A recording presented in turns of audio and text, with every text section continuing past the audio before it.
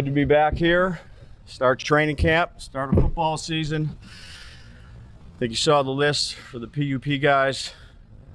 And Andrew, those guys are rehabbing. They'll be back when they're ready to be back. Another year previewing the New York Giants season. I've become numb over the past 10 years as time and time again, this team has disappointed me.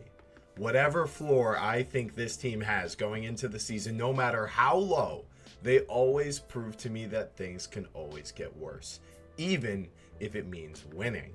The Giants are down to Tommy DeVito and getting destroyed by everyone.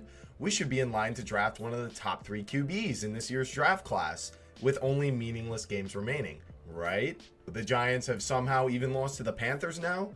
Surely they will get the number 1 overall pick, and we just have to lose to the Colts, who need to make the playoffs, right? A team that is sure to rebound from another year of hell and be rewarded with an easier schedule, right? Many people are fatigued by any enthusiasm surrounding this team simply due to these consistent failures by the organization. And you would be right to doubt them. This team scrapped up just one playoff run since 2016, which was during this regime, but the regular season schedule was very easy. The team overperformed and ended up paying for that too. This team has been deprived of talent on both sides of the ball and consistent productive QB play for years and years. And now we enter year 4 of this regime.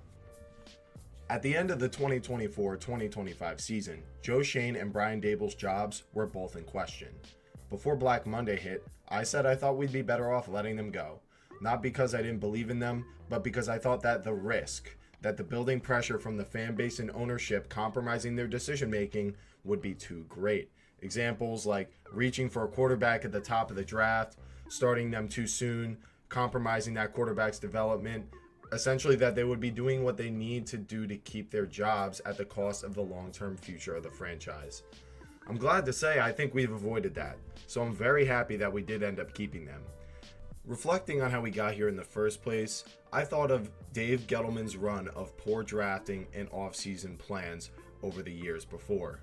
Daniel Jones over Dwayne Haskins or Josh Hines-Allen at the 6th overall pick was a franchise-altering reach. Signing guys like Nate Solder, an older guy from a New England system that's notorious for not translating. Signing Kenny Golladay, which was the biggest disaster imaginable. Trading Odell, which we got amazing return on with Dexter, but did miss on Baker.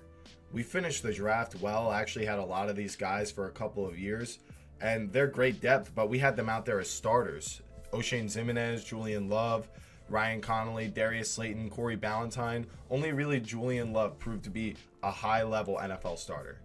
Nobody really hit the ground running, and development of the whole team felt slow. We couldn't get the coaches right, and we blew the pick at quarterback. If he hated that class that much, he should have just waited until 17 and played his hand at getting an elite edge like Josh Hines-Allen to pair with a quarterback you select later, and establish that you could have an easier time letting go of this quarterback since you picked him at 17 and not 6. And the Commanders released Haskins, rest in peace, after some COVID violations and got to try multiple quarterback classes before us. And now they have a new regime and Jaden Daniels. Also with Gettleman moving back at just the worst times. In 2021, it still feels iffy considering Smitty and Micah both went to divisional teams, and it felt like that cemented a gap between our teams within the division, as it was a turning point for the Eagles at quarterback, and who knows what Gettleman would have done with that 2022 first that he got in that trade, but I think it was a parting gift. So why am I thinking about this when it comes to the current regime? Because I feel like we now, in year 4, with the same GM and the same head coach, I feel we have avoided almost all of those mistakes. Really, paying Daniel Jones has been the singular biggest mistake that they made, obviously. Then allowing McKinney and Saquon to walk looks bad, but I think it had to be done in hindsight. We aren't and we're not in a position to be paying those positions with the issues we had at offensive line and quarterback. I don't care where your general manager and head coach think your team is. Without a decent quarterback and O-line, you are rebuilding if that's where you are. Take, for example, the Steelers, the Jets, and the 49ers a while before they had Brock Purdy and Jimmy Garoppolo playing on those loaded rosters. But the drafting, I would say, has actually gone well, I think. The draft best player available and not overpaying particular positions strategy has worked very well, and we've been awarded some nice values over the years. First draft we had was super exciting, and it all seemed great at first with the season we had, but it never felt quite right to me. Nobody truly broke out, and the development was slow. Kayvon popped, but he definitely wasn't there every play. We overperformed that season, and that set us up to pay Daniel Jones instead of Saquon Barkley at what would have been the right time. We really should have taken Jones' option. And then in the 2022 draft, it was pretty mid, and the Darren Waller signing was a total bust, and this leaves us at the floor that we had in 2021, except with a real schedule this time, and the trouble returned. This season was really DJ's nail in the coffin ultimately. The contract just looked so foolish. And then in 2023, we passed on JJ McCarthy and go with Malik Neighbors, the best player available, and it was a pretty good draft. But after last year, on another hand, with a bad season, I felt like we had seen this all before. So what do I think is different with the additions in 2024 and the players heading into year two? Two things. First of all, addition by subtraction. Daniel Jones is gone. He played his worst ball the last 2 years, getting paid more. His teammates may love him, but the confidence was not there at all. And that sort of thing is contagious. It makes you play worse when you know your QB isn't on the same level and is not elevating your team. That is still a big reason why we struggled besides the roster. They were both slowing each other down tremendously, and I think that's a big reason why it seemed no one ever developed. With a great head coach and a solid GM pulling all of the weight, that's where the success came from. With this draft class and offseason, that might not be the case. We avoided reaching on quarterback this year, and instead this time we went with the blue chip edge prospect and went QB late. I'm excited for Dart, but after he develops and we see how he does for 1 or 2 years, that will be enough information with a solid roster and a great coach where there is no one else to blame or scapegoat. And if we do move on from him, we still have Carter from that draft. Also, we've replaced McKinney and Saquon with draft values in Tyler Nubin, Tyrone Tracy, and Cam Scadaboo, and signing safety Javon Holland for a lot cheaper to have a duo now rather than just McKinney. Darius Alexander, another great value in the 3rd round of this year's draft to start right away next to Dexter Lawrence, and he will benefit from those double teams he's always soaking up, solidifying what I believe to be the best 5 starting defensive line unit in the league, with all 3 edge on the field and solidifying a top 5 front 7 with Bobby Okereke, Micah McFadden, and Carter rotating in different spots if we choose to do so. The secondary has been an issue. Safeties, though, are now filled. Banks is now our number 2 corner. Adebo has played above his contract. It's his injury history that's baked into his price. And Drew Phillips was a star in the slot. Much of this hinges on Banks' development and Adebo's health, but if that remains steady, the Giants absolutely have an elite cast of defensive talent focused in the trenches and tackling. The advantage it provides could keep us in any game we play. The best defensive line in the NFL can do that for you, and that is the potential here. If this defense isn't great, I'm looking at Shane Bowen with raised eyebrows, because they had their moments last year, but things were shaky game to game, and we cannot waste this defensive talent. So my eyes are mostly on him with this season when it comes to the defense, and he needs to be up to the task of coaching this unit to a top 5 group. Not to mention the depth is much better now in all areas. Offensively, the Giants are actually pretty predictable in my eyes. If Andrew Thomas stays healthy, this will be a much improved unit. The Giants' offensive line collapses without Andrew Thomas, and this plagues our season every time it happens. The past 2 years, when the Giants were bad, Andrew Thomas had missed time. So let's get this out of the way, that any upside for this offense can only be achieved through that. The rest of the line played well when they were all healthy last year, but the depth has proven to still be a problem. I think over the years we've added much more, and perhaps the best QB we've had in years can elevate them to an extent, avoiding sacks and decisive processing of the defense. The run blocking has improved more, but even still, I believe this team has been missing a running game since 2022. It has not been there. Even with Saquon, it was far from maximized, as we could see what he's done in Philly.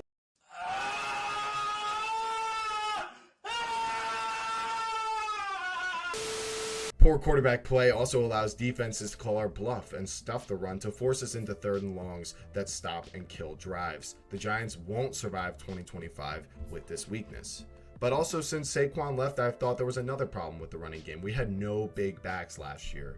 Tyrone Tracy was the biggest at 215 and more of the explosive type. He was exciting, but with the fumbling problem, this confirmed to me that we still needed a guy between the tackles. I felt this year, even with the other issues we've had, it wouldn't be a bad move to add a power element to the running game, and they did with Cam Skattebo in the 4th round.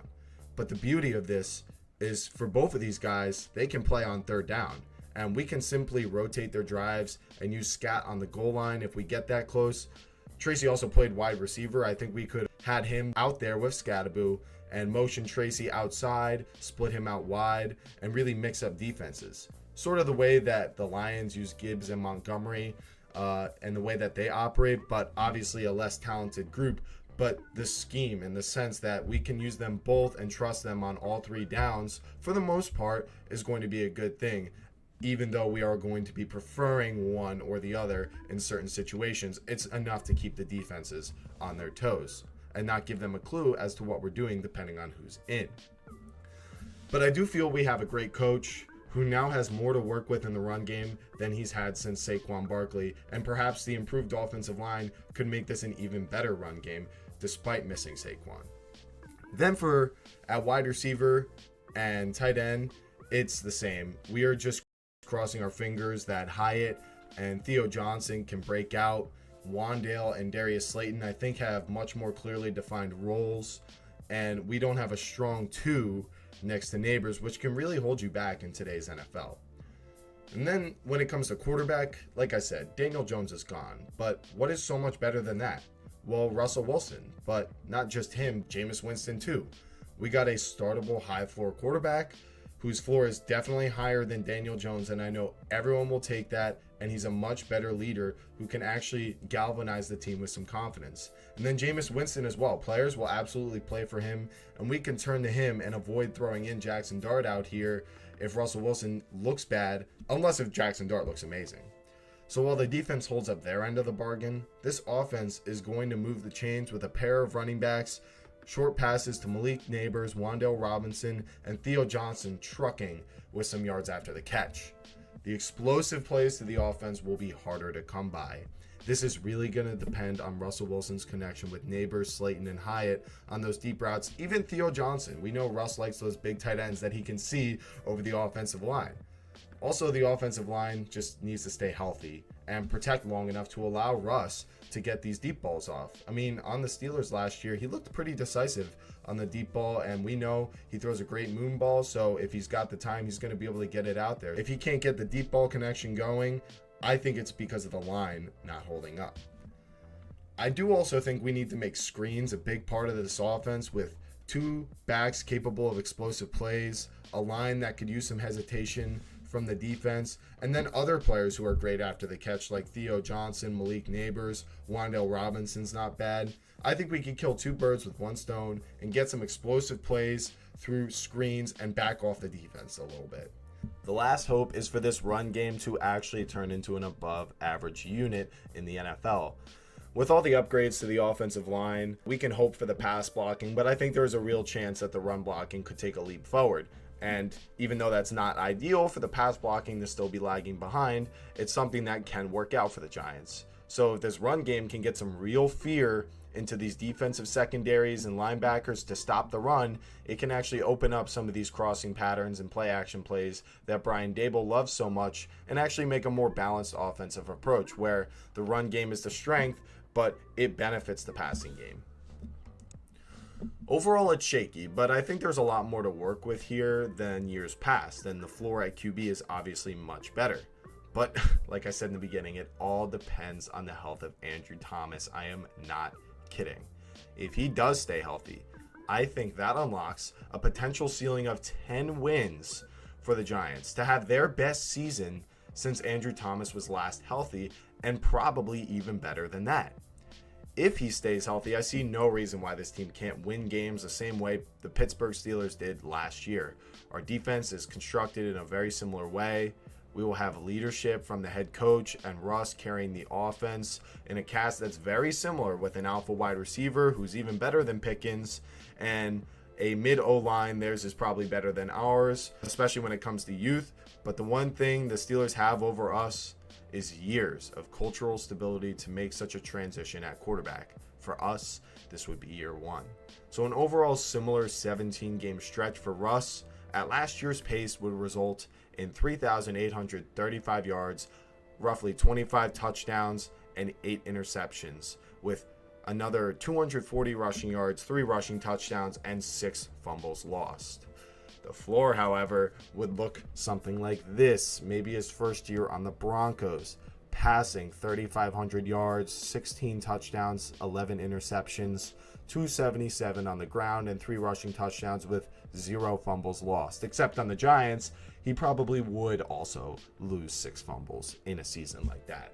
So for us, if Russ does start to look like this, then we can transition to Jameis instead. And we all know it doesn't really matter where he plays like Jameis Winston. Speaking of Jameis Winston, I think fantasy-wise, that makes wide receivers all the more safe this year. Maybe Wandale and Slayton can be slight values this year. I do think Scat and Tracy are values, though. I think the team knows it's missing some wide receivers and will use the running back position as much as they can, along with guys like Theo Johnson. Getting these quick passes is another way to negate poor offensive line play. Ultimately, the feeling I get is that this team actually does have a floor and are competitive because of what the regime has done outside of the Jones contract. Whether it be Russ or Jackson Dart this year, and Jackson Dart or someone else the year after, I feel this defense is here to stay. Bowen's not going to last long if it's not elite this year, and we would attract a great defensive coordinator to pair with Brian Daboll. I'm glad we retained Daboll and Schoen. I'll say it again because I like where things are going overall. So, franchise-altering philosophies, all the young talent, great coach. It's all there. What are the expectations? Well, first I want to say I think this team has been pretty unlucky over the years with injuries and schedule. And that hasn't changed this year, as we have the hardest schedule in the league after receiving the 3rd overall pick, and I feel like this happens every year. And we are still an injury to Andrew Thomas or Dexter Lawrence away from total collapse. But despite the fragility, I feel like in year 4, this team is finally fleshed out with players and some real strengths on defense, along with an offense that might be the best we've had in a long time in a whole new era.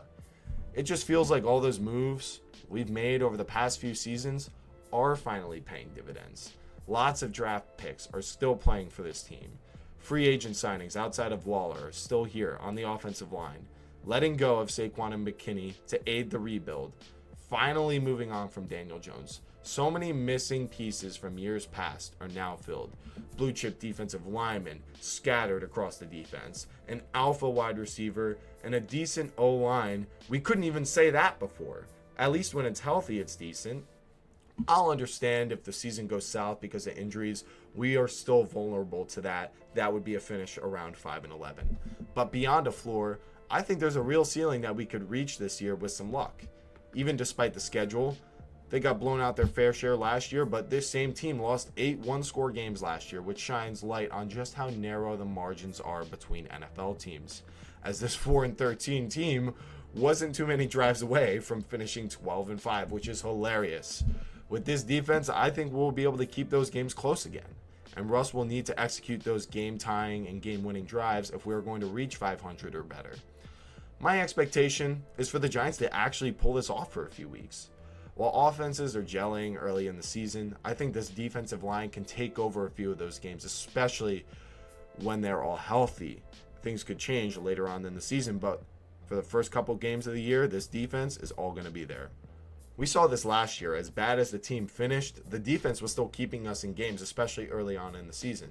So I have the Giants starting off at a surprising 3-3, beating the Commanders in week 1, the Chargers in week 3, and the Saints in week 4. After a loss to Philly in week 6, we would be 3-3. Suffering close losses to the Chiefs and Cowboys, and then I would say the Cowboys and Chargers are a coin flip to see which one we could potentially steal. It's going to depend on how the interiors of their offensive line develop and mesh early on.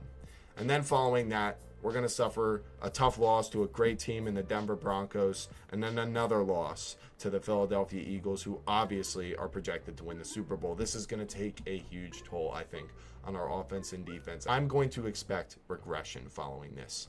Although we will pick up a win against the 49ers because I think they're a bad matchup with their fragile offensive line. And then the Bears, they've basically rebuilt their entire team, and it could be a smash hit. But I think making that sort of adjustment, they might not be ready for a defensive line like the Giants. I know they signed Drew Dahlman, but he's not nearly on the level of Dexter Lawrence despite the money he's getting paid.